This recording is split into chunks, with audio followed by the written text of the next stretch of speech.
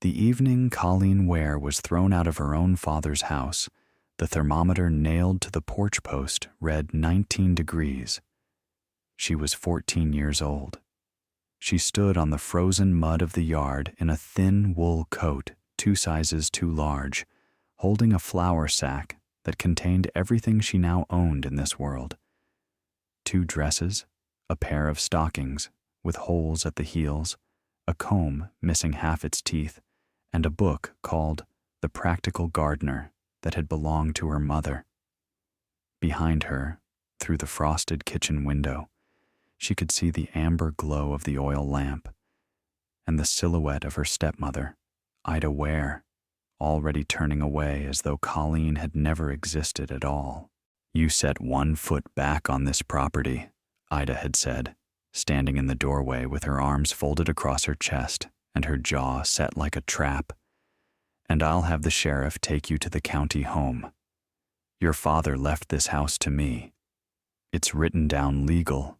There's nothing here that belongs to you anymore." Colleen's father, Walter, had died of pneumonia 6 weeks earlier, in the winter of 1937. He had married Ida Goss only 18 months before, a transaction more than a romance, everyone in the valley knew. Walter needed someone to keep house while the sickness in his lungs slowly drowned him from the inside out. Ida needed a roof and a piece of land. The arrangement suited them both on paper, but it had never suited Colleen. From the first day Ida moved into the house on Barlow Creek, she looked at Colleen the way a person looks at a piece of furniture they have inherited but cannot use. The girl was too quiet, too strange, too much like her dead mother, always reading when she should have been scrubbing floors, always wandering through the hills when she should have been mending or shelling beans, always asking peculiar questions about soil and seeds, and how her mother had once grown tomatoes so deeply red they looked hand-painted. "Your mother filled that girl's head with nonsense," Ida told Walter one evening at supper, not bothering to lower her voice even though Colleen was sitting right there. "Books and gardens. What good are books and gardens to a girl who needs to find a husband or a factory job?" Walter said nothing. He was too tired, too sick to defend his daughter against the woman who emptied his bedpan and cooked his meals. He coughed into his handkerchief and looked away. Now Walter was in the ground beside Colleen's mother, Ruth, who had died of scarlet fever when Colleen was 9, and Ida, who had waited precisely long enough after the funeral to appear decent, had swept the child out of the house like dust from a corner. She had prepared carefully. In the weeks between Walter's death and Colleen's expulsion, Ida had visited every neighbor and told them, with practiced sorrow, that Colleen was a thief, a liar, and a willful girl who had made her poor dead father's final months a misery. By the time Ida pushed Colleen out the door, there wasn't a household in the hollow that would have taken her in. If you want to find out how a 14-year-old girl thrown out into the January cold with nothing but a sack of old clothes and a gardening book managed to dig herself into a hillside and create something so beautiful and so extraordinary that people in Braxton County, West Virginia, still talk about it to this very day. Subscribe to this channel and tell me in the comments where you're watching from, because what Colleen Ware built inside that hill didn't just save her own life. It changed the way an entire region understood what was possible when you refused to give up. Colleen did not cry that night. She made a decision, standing there in the frozen yard with her breath coming out in white clouds, that she would not waste her energy on tears. She had too little energy to waste. She walked.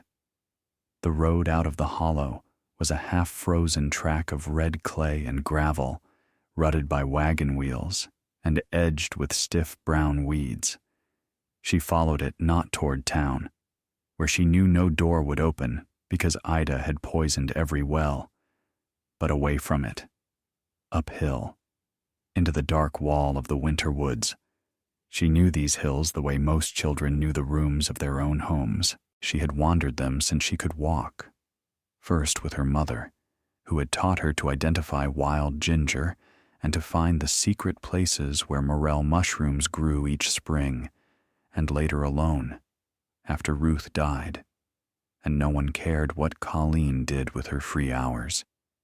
She knew that 3 miles up the old logging road, past the boulder the locals called the Devil's Tooth, there was a south-facing hillside called Hadley's Hollow. A man named Ezekiel Hadley had tried to homestead there in the 1890s. He had cleared a patch of forest and dug a root cellar into the hill before a falling tree killed him. His wife moved back to Parkersburg. The county seized the land for taxes. Nobody wanted it. Colleen reached the hollow near midnight. The root cellar was still there, a rectangular wound in the hillside, roughly 8 feet deep and 6 feet wide, framed with hand-cut sandstone blocks pulled from the creek bed 40 years before. The timber door had rotted and collapsed inward. The interior was dark and smelled of damp earth and decaying leaves, but it was out of the wind. She crawled inside, gathered dead leaves into a rough nest in the corner, layered both dresses over her body beneath the coat, and pressed her back against the stone wall. She did not sleep, exactly. She shivered through the dark hours, drifting in and out of a trembling half-consciousness. When the first thin light of morning crept through the collapsed doorway, she stood up, stiff and aching, her fingers too numb to close, and looked at what she had found. A hole in a hill, a dead man's abandoned project, stones and dirt and cold. But Colleen noticed something that morning that would change everything. The back wall, the wall that went deepest into the hillside, was warm, not hot, not even comfortable, but noticeably warmer than the brutal air outside. She pressed both palms flat against the stone and felt it. A steady, patient heat radiating from the earth itself, held at roughly 55 degrees, regardless of what the sky was doing. She stood there for a long time with her hands against that wall, and she thought of something her mother had said years ago, kneeling in the garden behind the house with her fingers deep in the soil and a look of quiet reverence on her face. The earth wants to give you things, Colleen. You just have to learn how to ask it properly. The first weeks nearly killed her. Colleen survived on what the frozen mountains offered. Dried berries clinging to bare bushes, the inner bark of birch trees, a cache of black walnuts from a squirrel's hollow log. She found wild onions along the creek bank and ate them raw, dirt and all. She melted snow in a rusted tin can and drank water so cold it made her teeth ache. She lost weight she could not afford to lose. Her ribs showed through her skin, Her fingers cracked and bled and would not heal. There were nights when the temperature dropped below 0, and the cold felt less like discomfort and more like a hand tightening around her chest. On those nights, she pressed herself against the warm back wall and spoke aloud to her mother in the dark, not praying exactly, but needing the sound of a human voice to keep the silence from swallowing her. But she kept working. Every single day, no matter how weak she felt, no matter how badly her hands shook, she worked on the root cellar. She cleared out the debris, years of accumulated leaves, fallen stones, the rotted remains of the original door. She restacked the sandstone blocks that had shifted out of alignment. She cut young saplings with a pocket knife she found in the Hadley cabin ruins and wove them into a crude door frame, then packed the gaps with red clay mud and handfuls of dead grass to block the wind.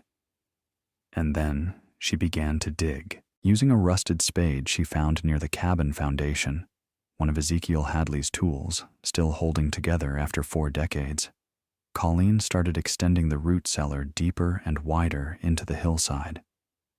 She had no engineering training, no construction experience, What she had was instinct, stubbornness, and illustrations she had studied in The Practical Gardener, drawings of structures the book called pit greenhouses, designs inspired by techniques the Aymara people of South America had used for centuries in structures called walapinis.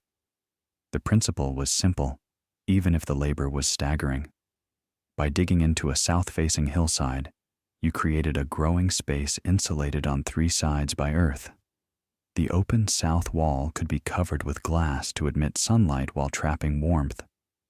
The earth's steady 55-degree temperature would prevent the interior from freezing. Even in deep winter, you were not fighting the cold. You were borrowing warmth the earth had stored since summer. Colleen dug through January and into February, alone, 14 years old. Some days she moved only a few shovelfuls before her body refused to continue. Other days, driven by a fury she could not name, not anger at Ida, but something deeper, a raw insistence on existing. She worked from first light until her arms hung limp. By the end of February, she had carved out a space roughly 12 feet wide, 20 feet long, and 7 feet deep at the back wall where the hillside rose above. The floor descended in 2 broad terraces from the entrance down to the rear wall, each terrace about 18 inches lower than the one before it. She lined the earth walls with stacked stones pulled from the creek, using the red clay as a crude but effective mortar. Along each terrace, she built low retaining walls about 8 inches high to form planting beds that she filled with the best topsoil she could find. Dark, crumbly forest soil scooped from beneath the leaf litter of the surrounding woods and mixed with decomposed leaves and creek sand for drainage. She smoothed and shaped each bed with care, because something in her, the same instinct that had made her mother arrange flowers and even rows no matter how poor they were, demanded that this thing she was building be not just functional, but orderly. Beautiful even, if beauty was possible in a hole in the ground. The roof was the most difficult part. She felled small pines with a hatchet from the cabin ruins and laid them as rafters, then layered pine branches, red clay, and cut sod over them. The result was an earthen roof nearly a foot thick, terrifying in its weight, but effective as insulation. For the south-facing front, she had nothing translucent, no glass, no oiled cloth. She left it partially open, hanging a rough curtain of woven bark she could pull aside during daylight. Even with this crude arrangement, the temperature inside held above freezing on nights when the air outside dropped into single digits. Colleen could feel the hill working for her. The turning point came in early March when a woman named Opal Skaggs found her. Opal was 71 years old, a widow who had lived alone in a cabin 2 ridges east for 30 years. She had been the valley's midwife and herb woman for most of her adult life, a keeper of old Appalachian plant knowledge passed down through generations of mountain women. She walked these hills the way other people walked their own kitchens. She had heard the sound of digging and come to investigate, expecting a bootlegger. Instead, she found a girl who looked like she weighed 90 pounds standing chest deep in a hole in the hillside, stacking stones with bleeding hands. "Lord have mercy," Opal said, standing at the edge of the excavation with her hands on her hips and white hair escaping from beneath a knitted cap. "What in creation are you doing down there, child?" Colleen looked up. Her face was streaked with red clay. Her coat was the color of the hillside. Her cheekbones stood out sharply. But her eyes, Opal would tell people this for years, and never vary in the telling, were completely clear, alert, purposeful. This was not a girl who had lost her mind. This was a girl who had found something. "I'm building a greenhouse," Colleen said, "underground, in the hill, so I can grow food through the winter." Opal Skaggs could have laughed. She could have marched Colleen down to the county home in Sutton, where the girl would have scrubbed floors until she was old enough to be married off. Instead, Opal climbed down into the excavation, studied the terraces and stone walls with growing interest, and said, "Your drainage is all wrong. Water's going to pool against that back wall. You need a channel cut here, angled toward the entrance, with gravel at the bottom." Colleen stared at her. It was the first time since her father's death that anyone had spoken to her as though what she was doing mattered. From that day, Opal became Colleen's teacher, protector, and something she had not had since she was 9, family. Opal brought food, cornbread, dried apples, canned green beans. She brought knowledge, decades of understanding about what grew in these mountains and when and how. She brought tools, and she brought glass. The glass came from a Presbyterian church in the next county that had been torn down for lumber. Opal had salvaged the windows, thinking she might use them for cold frames. There were 11 panes, each about 2 feet by 3 feet, heavy old glass with a slight waviness that bent the light beautifully. When Colleen and Opal set them into the south-facing wall, fitted into hand-planed oak frames, tilted to catch the low winter sun, the effect was immediate and almost miraculous. Sunlight poured into the chamber in golden sheets. It struck the stone walls and the dark soil and the earth at the back, and all those surfaces absorbed it and released it as warmth. By mid-March, the temperature inside held at 50 degrees through the night and climbed into the 60s during sunny afternoons. The air was humid, rich, alive. In early April, Colleen planted her first seeds: lettuce, spinach, radishes, turnips, collard greens, and a handful of precious tomato seeds, all from packets Opal had saved in glass jars, sorted and labeled in her small, careful hand. Colleen knelt on the earthen floor of the terraces and pressed each seed into the dark soil with her fingertips, one by one, whispering their names as she planted them, the way her mother used to do. She watered them gently from the creek using a clay jug, and she waited. Within a week, the first pale green shoots appeared, pushing up through the dark soil like tiny fists reaching for the light that poured through the church windows. Within 2 weeks, the terraces were covered in rows of seedlings. Within a month, Colleen was eating fresh greens, the first fresh food she had tasted in nearly 3 months. She sat on the earthen floor of her greenhouse with a bowl of young lettuce leaves in her lap, and the taste of them, clean and bright and alive, broke something open inside her.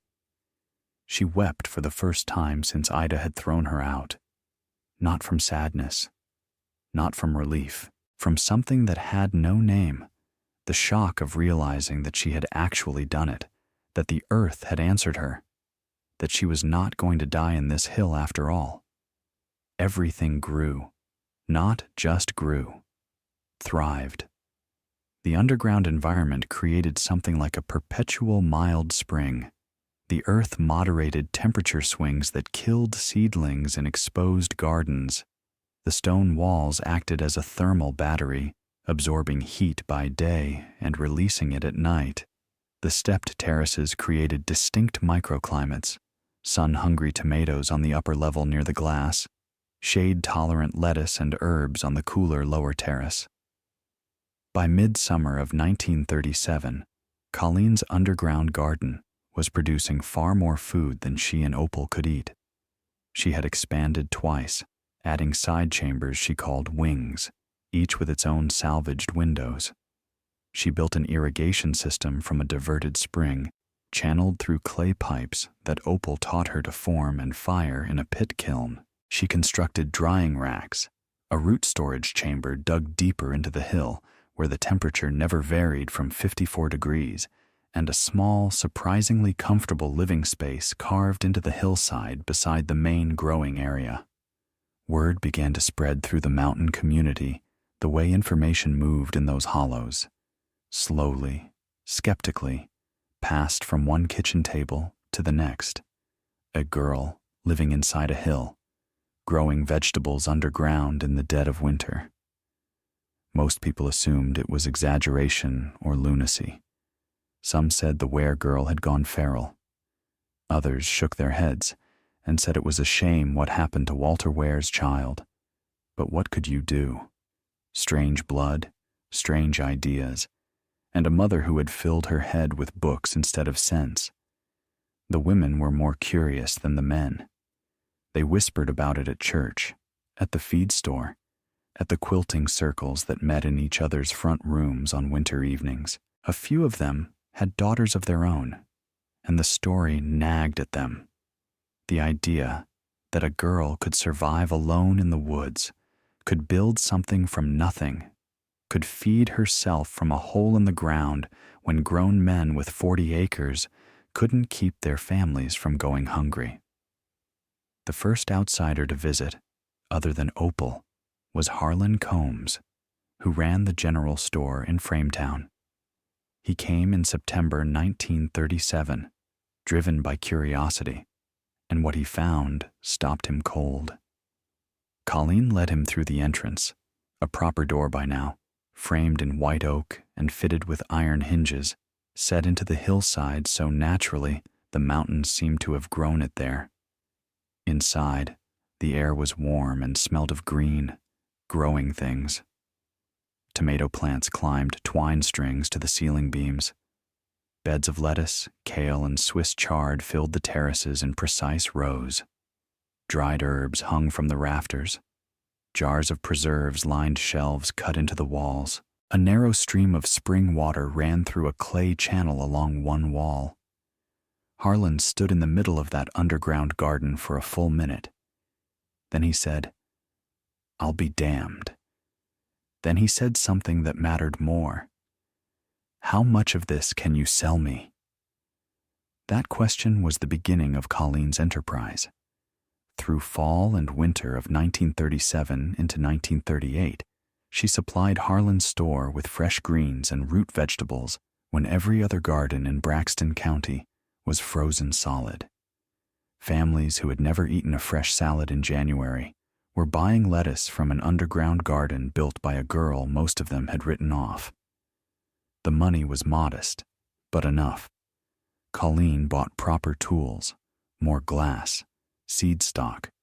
She ordered agricultural bulletins from the State Extension Service and read them by lantern light, teaching herself soil chemistry, companion planting, and cold climate techniques from Scandinavia and Russia. On Opal's insistence, she also bought a coat that fit, leather boots, and wool socks without holes. By 1939, she had 3 separate underground chambers, an outdoor summer garden, 8 chickens, and 2 dairy goats named Patience and Clover. She was 16 and entirely self-sufficient. But she also began to teach. It started informally, a neighbor's wife asking how she got tomatoes to set fruit so early, a farmer wondering about the terracing.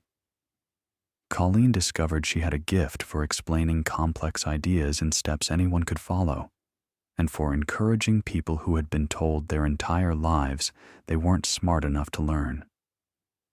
By 1940, she was holding weekly sessions at her hillside garden, open to anyone, free of charge. Families who had barely survived the Depression learned to build their own underground growing chambers. The techniques spread from hollow to hollow, ridge to ridge, like seeds carried by water. Opal Skaggs died peacefully in the spring of 1941 at 75 in the cabin where she had lived for almost 40 years. She left Colleen her land, 63 acres of hillside and forest, along with her seed collection, her books, and a handwritten note that said, "You were the best thing I ever grew." Colleen buried her under a dogwood tree and planted trillium and bloodroot and Virginia bluebells around the grave. The war came that December. Young men left for Europe and the Pacific. The women, old men, and children who remained needed food more than ever, and Colleen's underground gardens, dozens of them now, scattered across Braxton County and beyond, built by people she had taught, became vital. She organized seed-saving cooperatives, taught preservation techniques, helped build community root cellars, and wrote a pamphlet titled Growing Underground, a hill country guide that she printed on a borrowed mimeograph and distributed over 300 copies. It was during the war in autumn 1943 that Colleen encountered Ida again. Ida's second husband had left her.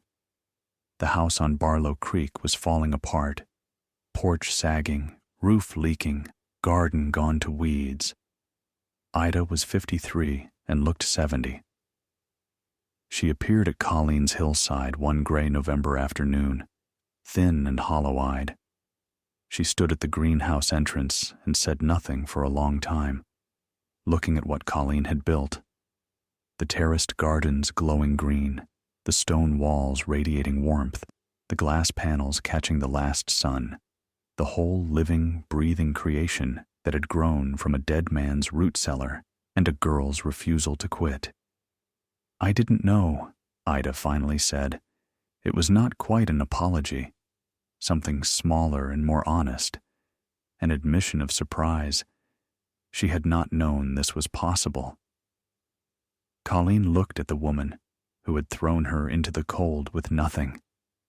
She could have turned her away. She had earned that right to build a cold frame. She did not forgive her how to build a cold frame. She did not forgive. That word felt too large, too easy. But she refused to let the old wound make her decisions. Colleen had learned something in her years of digging. Bitterness was a kind of frost. It killed things. And she had not survived everything she had survived, only to let something die inside her.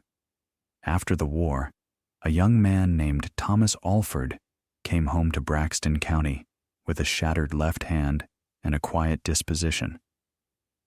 He had grown up 3 hollows east, but barely knew Colleen before enlisting.